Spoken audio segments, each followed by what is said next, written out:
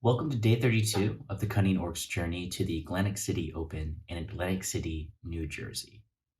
I'm back from my work trip and I'm ready to get some hobbying done. Today, I tried to take a look at the Maniac Weird Knob that I left soaking in Simple Green for several weeks. I want to say at least 3.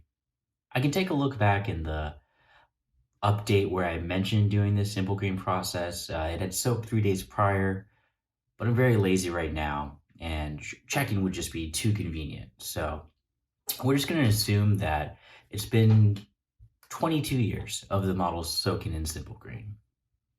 What did I find out? The primer didn't really come off. This is likely due to my overuse or overspraying of the primer when I initially got the model. Paint did come off. It just wasn't at an efficient rate that made the soaking and the time worth it. You can actually see in the video here, I'm pointing out some differences between the Zenithal white highlighting and the actual fine cast material underneath the paint itself. Things like the squig the Maniac Weird Knob is holding and the bottom part of the bore were able to return back to the original fine cast surface, but really the model is a loss at this point. Additionally, it seems like Simple Green did something to the integrity of the fine cast material itself. The model split at the foot as well as at the tip of the staff that the Maniac Weird Knob was holding. I had done the staff in the first video where I was applying the Simple Green. I had broken that then. After I broke the leg, I was very ready to call it quits as far as attempting to strip the model using Simple Green. I think with a lighter prime, maybe I would have had a better result.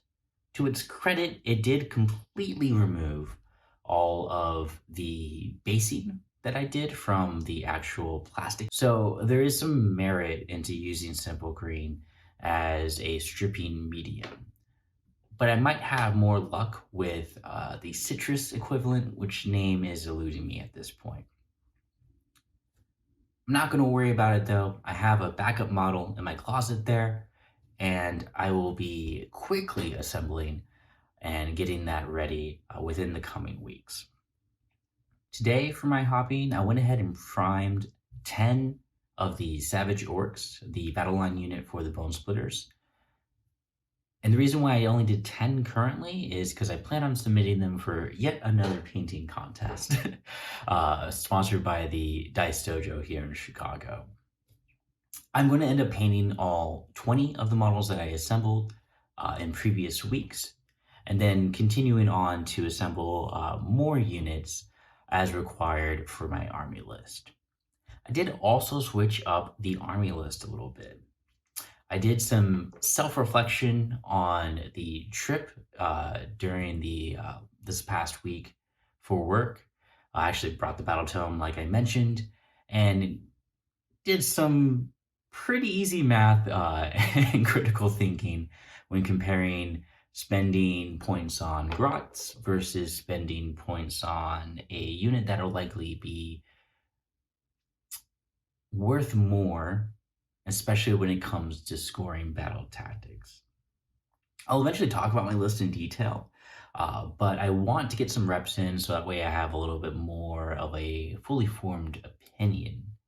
And I'll be getting my first game with the army list using some proxies this weekend against my friend Kamran, who is actually going to be my counterpart to the trip over to Atlantic City Open.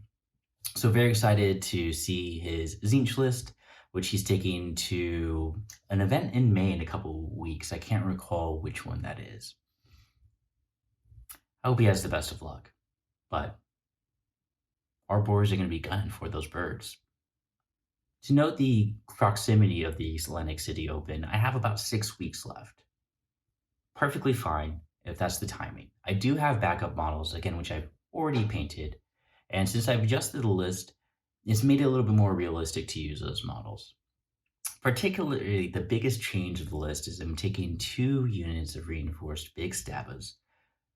And those models are a little bit difficult to build, considering that a unit of 2 models is what comes in one box. I'd luckily already assembled 8 big stabbas at some point in the past. And while some of them are painted to a basic standard of tabletop readiness, the other ones are just zenithal highlighted.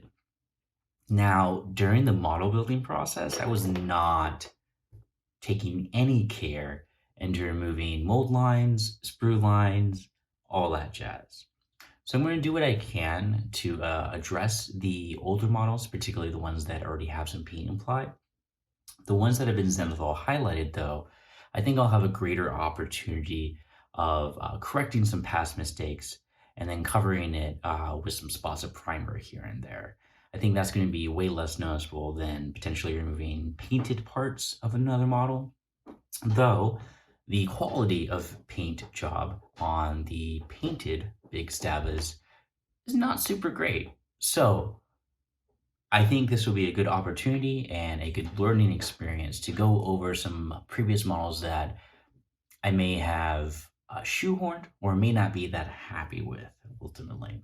It's going to be a good learning experience, and I'll talk a little bit more in depth about my thought process as well as getting over the general anxiety of doing something that you're not very happy with. So, what's left on the list? Again, I have another 10 Savage Orcs to build. And at minimum, I have 10 boars I need to build, specifically boar boys, with stickas and shields. I already have a backup group of maniacs that are painted to a standard I like, ready and waiting. If I don't end up building 10 boars and painting 10 maniacs with the spare kit that I have, that is a-okay. The goal is to make sure the army is as ready as soon as possible, which I'm trying to target by the end of the month, and then we'll go forward and start working on actual details and bringing them up to that standard closer to Atlantic City Open. It is all right if I fall a little bit short of my original goal of having them to a great scoring standard for the hobby side of scoring in tournaments. There will be other events, and specifically, there will be a Games Workshop sponsored event in October in Chicago. So I have plenty of opportunity to fine tune the look of my army, as well as gain experience on the battlefield with the list. Basically, all I'm going to be doing is painting building models and playing Warhammer for the next several months, definitely the next 6 weeks, and likely more after that as we head over to the US Open in Chicago in October. Very excited to jump headfirst into this endeavor. I've cleared off many distractions as possible, and in fact, I have a week off coming up that'll allow me to focus day hours into the hobby process. I'm gonna be very militant, I guess, and very focused, which is disciplined. Discipline is probably the best word for that. We'd be very disciplined, and ensuring that I'm progressing as steadily as I can. And at minimum, I want to make sure that I'm dedicating at least an hour to this work effort. All this takes time.